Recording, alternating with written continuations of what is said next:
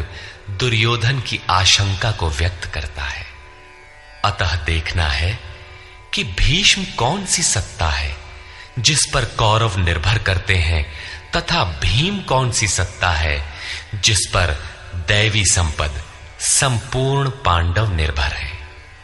दुर्योधन अपनी व्यवस्था देता है कि अयनेषु च सर्वेषु यथा भागमवस्थिताः भीष्ममेवाभिरक्षन्तु भवन्तः सर्व एव हि।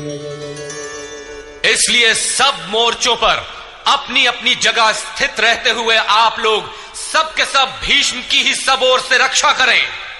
यदि भीष्म है तो हम अजेय हैं, इसलिए आप पांडवों से न लड़कर केवल भीष्म की ही रक्षा करें। कैसा योद्धा है भीष्म, जो स्वयं अपनी रक्षा नहीं कर पा रहा है, कौरवों को उसकी रक्षा व्यवस्था करनी पड़ रही है। यह कोई बाह्य योद्धा नहीं, ब्रह्म ही भीष्म है। जब तक ब्रह्म जीवित है तब तक विजातीय प्रवृत्तियां कौरव अजेय हैं। अजेय का यह अर्थ नहीं कि जिसे जीता ही ना जा सके, बल्कि अजेय का अर्थ दुर्जय है, जिसे कठिनाई से जीता जा सकता हो। महा अजय संसार रिपु जीति सकई सो वीर। यदि भ्रम समाप्त हो जाए तो अविद्या अस्तित्वहीन हो जाए। मोह इत्यादि जो आंशिक रूप से बचे भी हैं, शीघ्र ही समाप्त हो जाएंगे। भीष्म की इच्छा मृत्यु थी, इच्छा ही भ्रम है। इच्छा का अंत और भ्रम का मिटना एक ही बात है। इसी को संत कबीर ने सरलता से कहा, इच्छा काया इच्छा माया इच्छा जग उपजाया। कह कबीर जे इच्छा विवर्जित ताका पार न पाया। जहां भ्रम नहीं होता वो अपार और अव्यक्त है। इस शरीर के जन्म का कारण इच्छा है। इच्छा ही माया है और इच्छा ही जगत की उत्पत्ति का कारण है। सो कामयत तदैक्षत बहुश्याम प्रजायेय इति। कबीर कहते हैं, जो इच्छाओं से सर्वथा रहित हैं, तिनका पार न पाया। वे अपार अनंत असीम तत्व में प्रवेश पा जाते हैं। यो कामो निष्काम आप्त काम आत्म कामो न तस्य प्राणा उत्क्रामंति ब्रह्म व सन ब्रह्माप्येति। जो कामनाओं से रहित आत्मा में स्थिर आत्म स्वरूप है, उसका कभी पतन नहीं होता। वो ब्रह्म के साथ एक हो जाता है। आरंभ में इच्छाएं अनंत होती हैं और अंततो गत्वा परमात्म प्राप्ति की इच्छा शेष रहती है। जब ये इच्छा भी पूरी हो जाती है, तब इच्छा भी मिट जाती है। यदि उससे भी बड़ी कोई वस्तु होती तो आप उसकी इच्छा अवश्य करते। जब उससे आगे कोई वस्तु है ही नहीं, तो इच्छा किसकी होगी? जब प्राप्त होने योग्य कोई वस्तु अप्राप्त न रह जाए, तो इच्छा भी समूल नष्ट हो जाती है और इच्छा के मिटते ही भ्रम का सर्वथा अंत हो जाता है। यही भीष्म की इच्छा मृत्यु है। भीम द्वारा रक्षित इन लोगों की सेना जीतने में सुगम है। भाव रूपी भीम भावे विद्यते देवः। भाव में वो क्षमता है कि अविदित परमात्मा भी विदित हो जाता है। भाववस्य भगवान सुख निधान करुणा अयन। श्री कृष्ण ने इसे श्रद्धा कहकर संबोधित किया है। भाव में वो क्षमता है कि भगवान को भी वश में कर लेता है। भाव से ही संपूर्ण पुण्यमयी प्रवृत्ति का विकास है। ये पुण्य का संरक्षक है तो इतना बलवान कि परम देव परमात्मा को संभव बनाता है, किंतु साथ ही इतना कोमल भी है कि आज भाव है तो कल अभाव में बदलते देर नहीं लगती। इष्ट में लेश मात्र भी त्रुटि प्रतीत होने पर भाव डगमगा जाता है। पुण्यमयी प्रवृत्ति विचलित हो उठती है, इष्ट से संबंध टूट जाता है। इसलिए भीम द्वारा रक्षित इन लोगों की सेना जीतने में सुगम है। महर्षि पतंजलि का भी यही निर्णय है। स तु दीर्घकाल नैरंतर्य सत्कारा सेवितो दृढ़ भूमि। दीर्घकाल तक निरंतर श्रद्धा भक्ति पूर्वक किया हुआ साधन ही दृढ़ हो पाता है।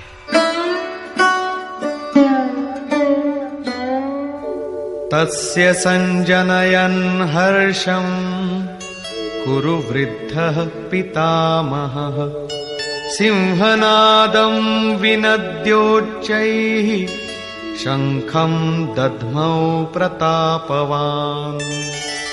इस प्रकार अपने बलाबल का निर्णय लेकर शंख ध्वनि हुई।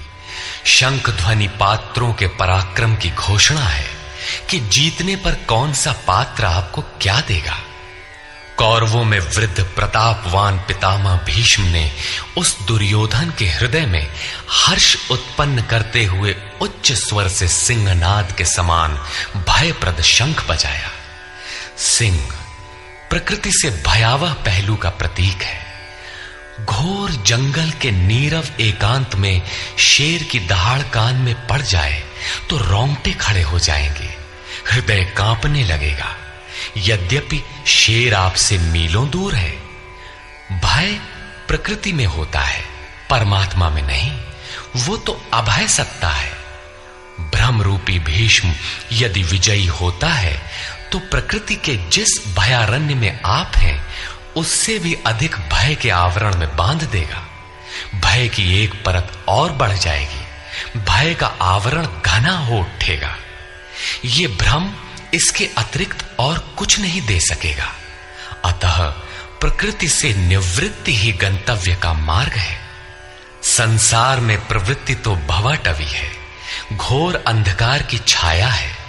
इसके आगे कौरवों की कोई घोषणा नहीं है। कौरवों की ओर से कई बाजे एक साथ बजे, किंतु कुल मिलाकर वे भी भय ही प्रदान करते हैं, इससे अधिक कुछ नहीं। प्रत्येक विकार कुछ न कुछ भय तो देता ही है। इसलिए उन्होंने भी घोषणा की, ततः शंखाश्च भैर्यश्च पणवानक गोमुखाः सहसैवाभ्यहन्यन्त सशब्दस्तु मूलोऽभवत्। तदनंतर अनेक शंख, नगारे, ढोल और नरसिंहादि बाजे एक साथ ही बजे। उनका शब्द भी बड़ा भयंकर हुआ। भय का संचार करने के अतिरिक्त कौरवों की कोई घोषणा नहीं है। बहिर्मुखी विजातीय प्रवृत्ति सफल होने पर मोहमय बंधन और घना कर देती है। अब पुण्यमयी प्रवृत्तियों की ओर से घोषणाएं हुई, जिनमें पहली घोषणा योगेश्वर श्री कृष्ण की है।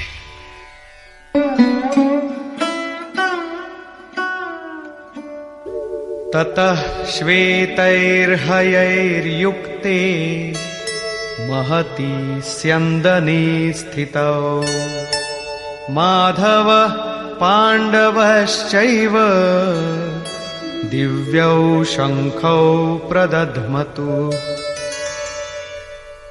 इसके उपरांत श्वेत घोड़ों से युक्त, जिनमें लेश मात्र कालिमा दोष नहीं है, श्वेत सात्विक निर्मलता का प्रतीक है। महति स्यन्दने, महान रथ पर बैठे हुए योगेश्वर श्री कृष्ण और अर्जुन ने भी अलौकिक शंख बजाए। अलौकिक का अर्थ है लोकों से परे। मृत्युलोक, देवलोक, ब्रह्मलोक, जहां तक जन्म मरण का भय है, उन समस्त लोकों से परे पारलौकिक, पारमार्थिक स्थिति प्रदान करने की घोषणा योगेश्वर श्री कृष्ण की है। सोने चांदी काठ का रथ नहीं, रथ अलौकिक, शंख अलौकिक, अतः घोषणा भी अलौकिक ही है। लोकों से परे एकमात्र ब्रह्म है, सीधा उससे संपर्क स्थापित कराने की घोषणा है। पांचजन्यम ऋषिकेशो देवदत्तं धनंजयः पौंड्रम दध्मौ महाशंखं भीमकर्मावृकोदरः।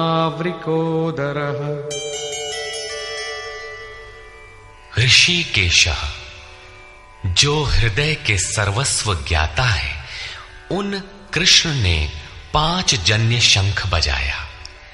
पांचों ज्ञानेंद्रियों को पंच तन्मात्राओं शब्द, स्पर्श, रूप, रस, गंध के रसों से समेटकर अपने जन भक्त की श्रेणी में ढालने की घोषणा की।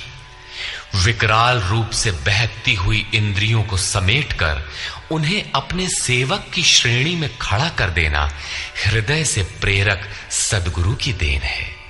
श्री कृष्ण एक योगेश्वर सद्गुरु थे। शिष्यस्तेहम्, भगवन मैं आपका शिष्य हूं। बाह्य विषय वस्तुओं को छोड़कर ध्यान में इष्ट के अतिरिक्त दूसरा न देखें, दूसरा न सुने, न दूसरे का स्पर्श करें। यह सद्गुरु के अनुभव संचार पर निर्भर करता है। देवदत्तम धनंजयः, दैवी संपत्ति को अधीन करने वाला अनुराग ही अर्जुन है। इष्ट के अनुरूप लगाव जिसमें विरह, वैराग्य, अश्रुपात हो। गदगद गिरा नयन बह नीरा, रोमांच हो। इष्ट के अतिरिक्त अन्य विषय वस्तु का लेश मात्र टकराव न होने पाए, उसी को अनुराग कहते हैं। यदि यह सफल होता है तो परम देव परमात्मा में प्रवेश दिलाने वाली दैवी संपद पर आधिपत्य प्राप्त कर लेता है। इसी का दूसरा नाम धनंजय भी है। एक धन तो बाहरी संपत्ति है जिससे शरीर निर्वाह की व्यवस्था होती है। आत्मा से इसका कोई संबंध नहीं है। इससे परे स्थिर आत्मिक संपत्ति ही निज संपत्ति है। बृहदारण्य कोपनिषद में याज्ञवल्क्य ने मैत्रेयी को यही समझाया कि धन से संपन्न पृथ्वी के स्वामित्व से भी अमृतत्व की प्राप्ति नहीं हो सकती। उसका उपाय आत्मिक संपत्ति है। भयानक कर्म वाले भीमसेन ने पौंड्र अर्थात प्रीति नामक महाशंख बजाया। भाव का उद्गम और निवास स्थान हृदय है, इसलिए इसका नाम वृकोदर है।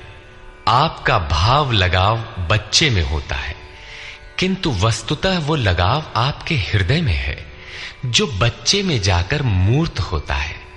ये भाव अथाह और महान बलशाली है।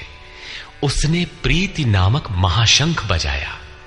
भाव में ही वो प्रीति निहित है, इसीलिए भीम ने पौंड्र प्रीति नामक महाशंख बजाया। भाव महान बलवान है, किंतु प्रीति संचार के माध्यम से। हरि व्यापक सर्वत्र समाना, प्रेम ते प्रकट हो ही मैं जाना।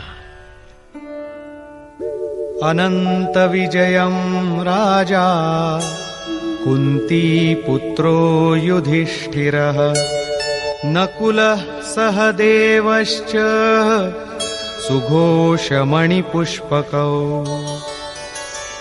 कुंती पुत्र राजा युधिष्ठिर ने अनंत विजय नामक शंख बजाया।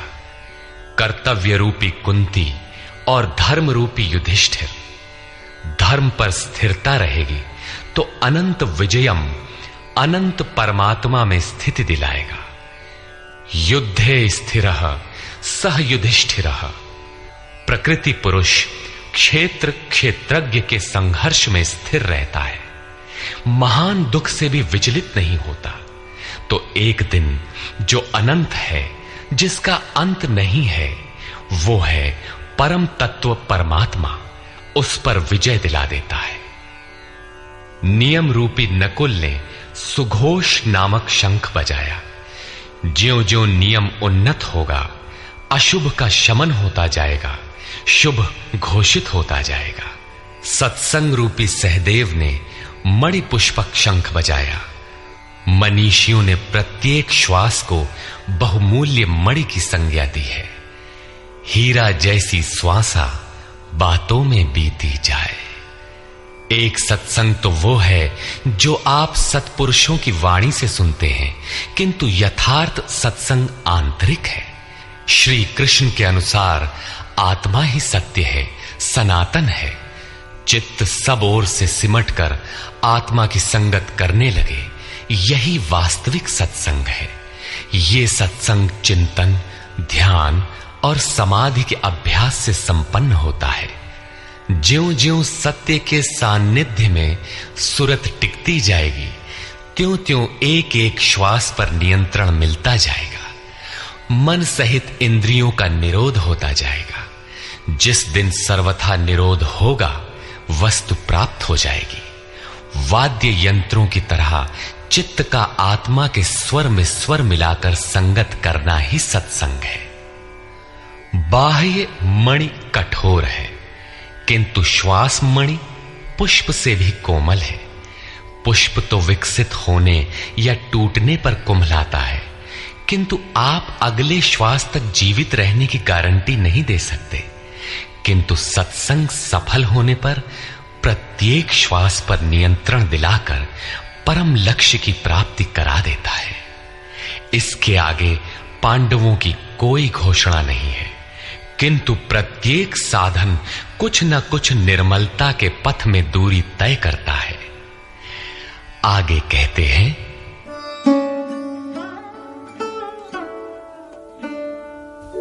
काश्यश्च परमेश्वासः शिखण्डी च महारथः धृष्टद्युम्नो विराटश्च सात्यकिश्चापराजितः।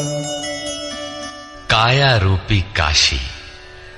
पुरुष जब सब ओर से मन सहित इंद्रियों को समेटकर काया में ही केंद्रित करता है, तो परमेश्वासः परम ईश में वास का अधिकारी हो जाता है। परम ईश में वास दिलाने में सक्षम काया ही काशी है। काया में ही परम ईश का निवास है। परमेश्वास का अर्थ श्रेष्ठ धनुष वाला नहीं, बल्कि परम धन ईश धन वास है। शिखा सूत्र का त्याग ही शिखंडी है। आजकल लोग सिर के बाल कटा लेते हैं और सूत्र के नाम पर गले की जनेऊ हटा लेते हैं, अग्नि जलाना छोड़ देते हैं। हो गया सन्यास उनका। नहीं, वस्तुतः शिखा लक्ष्य का प्रतीक है जिसे आपको पाना है, और सूत्र है संस्कारों का। जब तक आगे परमात्मा को पाना शेष है, पीछे संस्कारों का सूत्रपात लगा हुआ है, तब तक त्याग कैसा, सन्यास कैसा? अभी तो चलने वाले पथिक हैं। जब प्राप्तव्य प्राप्त हो जाए, पीछे लगे हुए संस्कारों की डोर कट जाए, ऐसी अवस्था में भ्रम सर्वथा शांत हो जाता है। इसलिए शिखंडी ही भ्रम रूपी भीष्म का विनाश करता है। शिखंडी चिंतन पथ की विशिष्ट योग्यता है, महारथी है। धृष्टद्युम्न दृढ़ और अचल मन तथा विराटः सर्वत्र विराट ईश्वर का प्रसार देखने की क्षमता इत्यादि दैवी संपद के प्रमुख गुण हैं। सात्विकता ही सात्य की है। सत्य के चिंतन की प्रवृत्ति अर्थात सात्विकता यदि बनी है तो कभी गिरावट नहीं आने पाएगी, इस संघर्ष में पराजित नहीं होने देगी। द्रुपदो द्रौपदेयाश्च सर्वशः पृथिवीपते सौभद्रश्च महाबाहुः शंखान् दद्मुः पृथक् पृथक्। अचल पददायक द्रुपद और ध्यान रूपी द्रौपदी के पांचों पुत्र सहृदयता, वात्सल्य, लावण्य, सौम्यता, इत्यादि साधन में महान सहायक महारथी हैं तथा बड़ी भुजा वाला अभिमन्यु, इन सब ने पृथक पृथक शंख बजाए। भुजा कार्यक्षेत्र का प्रतीक है। जब मन भय से रहित हो जाता है तो उसकी पहुंच दूर तक हो जाती है। हे राजन, इन सब ने अलग अलग शंख बजाए। कुछ न कुछ दूरी सभी तय कराते हैं। इनका पालन आवश्यक है, इसलिए इनके नाम गिनाए। इसके अतिरिक्त कुछ दूरी ऐसी भी है जो मन बुद्धि से परे है। भगवान स्वयं ही अंतःकरण में विराज कर तय कराते हैं। इधर दृष्टि बनकर आत्मा से खड़े हो जाते हैं और सामने स्वयं खड़ा होकर अपना परिचय करा लेते हैं। सघोषोधार्तराष्ट्राणाम् हृदयानि व्यदारयत् नभश्च पृथिवीं चैव तुमुलो व्यनुनादयन्। उस घोर शब्द ने आकाश और पृथ्वी को भी शब्दायमान करते हुए धृतराष्ट्र पुत्रों के हृदय विदीर्ण कर दिए। सेना तो पांडवों की ओर भी थी, किंतु हृदय विदीर्ण हुए धृतराष्ट्र पुत्रों के। वस्तुतः पांचजन्य दैवी शक्ति पर आधिपत्य, अनंत पर विजय, अशुभ का शमन और शुभ की घोषणा धारावाही होने लगे तो कुरुक्षेत्र आसुरी संपद, बहिर्मुखी प्रवृत्तियों का हृदय विदीर्ण हो जाएगा। उनका बल शनैः शनैः क्षीण होने लगता है। सर्वथा सफलता मिलने पर मोहमयी प्रवृत्तियां सर्वथा शांत हो जाती हैं।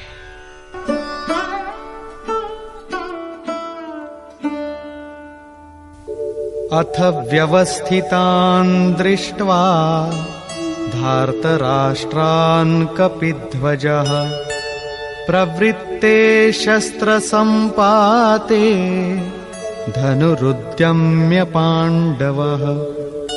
ऋषिकेशं तदा वाक्यम् इदमाह महीपते सेनयोरुभयोर्मध्ये रथं स्थापयमेच्युत।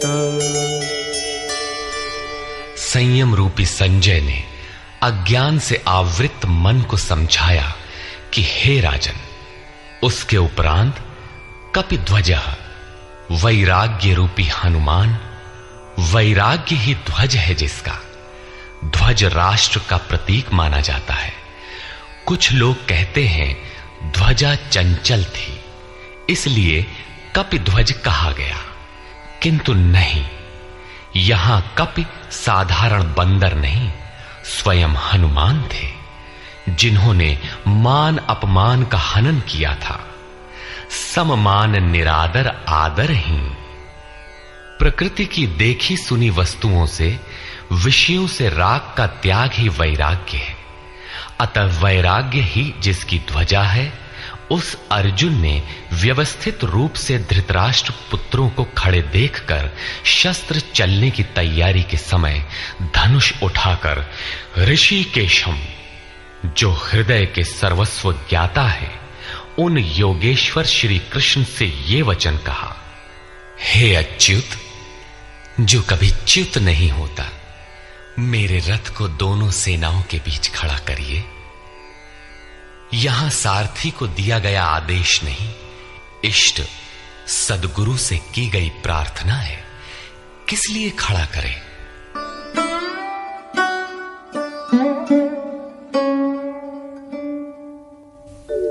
यावदेतान्निरीक्षेऽहम् योद्धुकामानवस्थितान् कैर्मया सह योद्धव्यम् अस्मिन् रणसमुद्यमे। जब तक मैं इन स्थित हुए युद्ध की कामना वालों को अच्छी प्रकार देख न लूं कि इस युद्ध के उद्योग में मुझे किन किन के साथ युद्ध करना योग्य है, इस युद्ध व्यापार में मुझे किन किन के साथ युद्ध करना है। योत्स्यमानानवेक्षेऽहम् य एतेऽत्र समागताः धार्तराष्ट्रस्य दुर्बुद्धेर्युद्धे प्रियचिकीर्षवः। दुर्बुद्धि दुर्योधन का युद्ध में कल्याण चाहने वाले जो ये राजा लोग इस सेना में आए हैं, उन युद्ध करने वालों को मैं देखूंगा, इसलिए खड़ा करें। मोह रूपी दुर्योधन, मोहमयी प्रवृत्तियों का कल्याण चाहने वाले जो राजा इस युद्ध में आए हैं, उनको मैं देख लूं। संजय उवाच।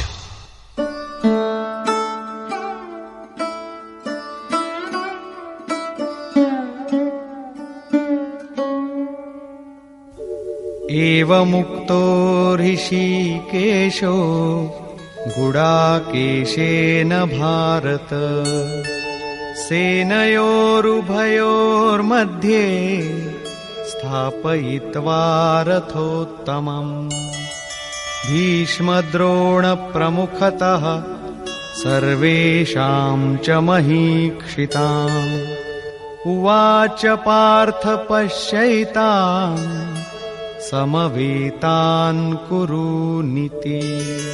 संजय बोला, निद्राजयी अर्जुन द्वारा इस प्रकार कहे जाने पर हृदय के ज्ञाता श्री कृष्ण ने दोनों सेनाओं के बीच भीष्म, द्रोण और महीक्षिताम शरीर रूपी पृथ्वी पर अधिकार जमाए हुए संपूर्ण राजाओं के बीच उत्तम रथ को खड़ा करके कहा कि पार्थ, इन इकट्ठे हुए कौरवों को देख, यहां उत्तम रथ सोने चांदी का रथ नहीं है।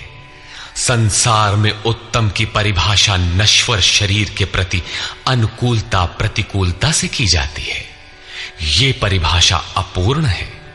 जो हमारे आत्मा, हमारे स्वरूप का सदैव साथ दे, वही उत्तम है, जिसके पीछे अनुत्तम मलिनता न हो।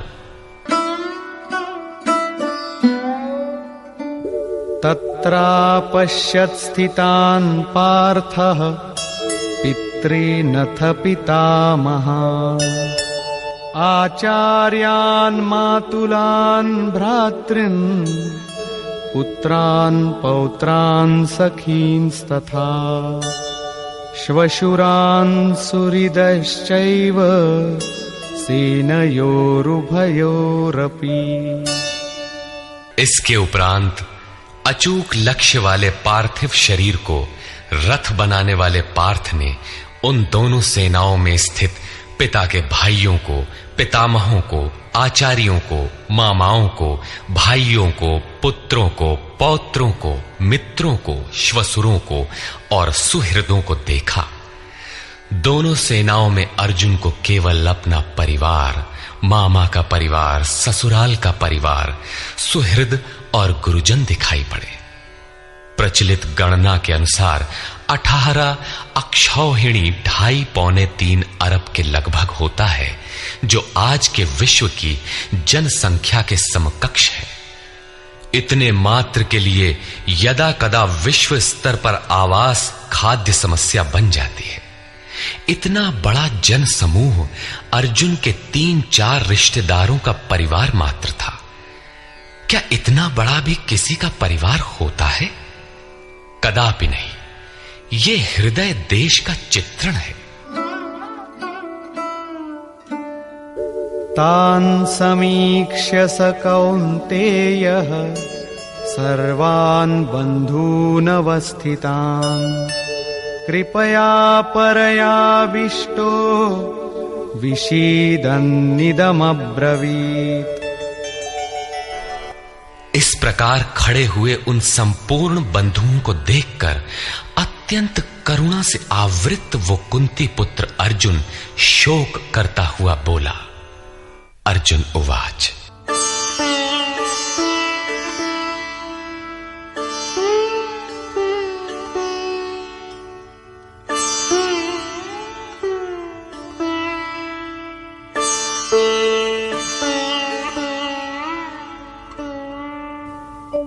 दृष्ट्वेमं स्वजनं कृष्ण युयुत्सुं समुपस्थितम् सीदन्ति मम गात्राणि मुखं च परिशुष्यति वेपथुश्च शरीरे मे